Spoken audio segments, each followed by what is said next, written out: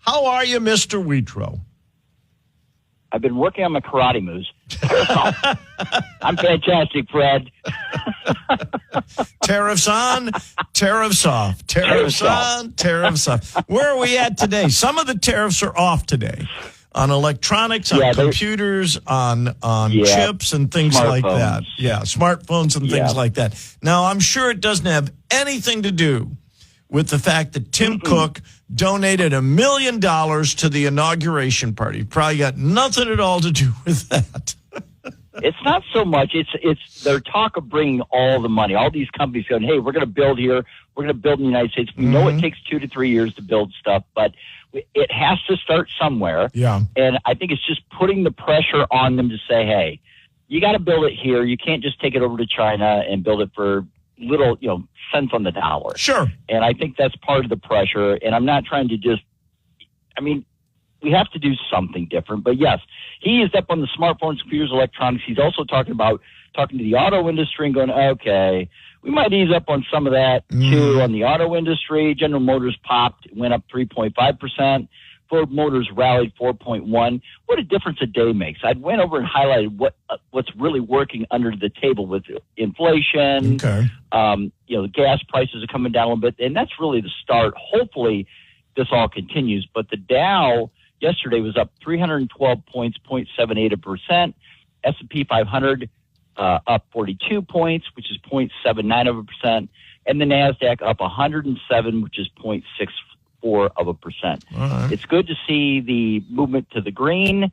We've been beat up for a little bit here, but it was all about tariffs, as you know. And I love hearing that he's willing to, he isn't so rigid to change on the fly, but he's still trying to put pressure on China. The leader Xi on Monday said, "No one wins in a trade war." He and I keeps saying that. Yeah. Yeah, I know. I like how the writer of this article that we both are looking at says that the trade war, as he kicked off a diplomatic tour of Southwest Asia, hoping to present China as a force of stability. And I love this part. In contrast with Trump's frenetic moves on tariffs. Why do they do that, Fred? Oh. Frenetic, the definition is, I had it right here, activity that is fast-paced, chaotic, and uncontrolled. Really? I'm pretty sure it's controlled. We don't say the communist Xi is going to go out and present how stable we all are. No, they don't give you that. They just they beat up on our guy. And this is in the United States, for goodness sakes. Come on. It's the Associated Press. Sorry. All right. Hey, that's okay. That's okay. Now, obviously, yesterday, with the easing of some of these, so we did see some Apple and Dell both saw rises yesterday, right? Yes, we had Apple was up. I'm losing track here, Fred. Where am I? Oh, Apple climbed 2.2. Okay. Dell Technologies rose 4%. But let me highlight. Sounds like I'm just in Trump's pocket. I apologize for that. I'm looking at evidence. That's all right. I'll tell you what President Biden did on the way out. And I know we talked about this a few weeks ago, but he signed for the people that contribute instead of Social Security, but contribute to the state programs, teachers, somebody that works on the turnpike, maybe policemen, because they have their Ohio OPERS and SERS and STRS programs.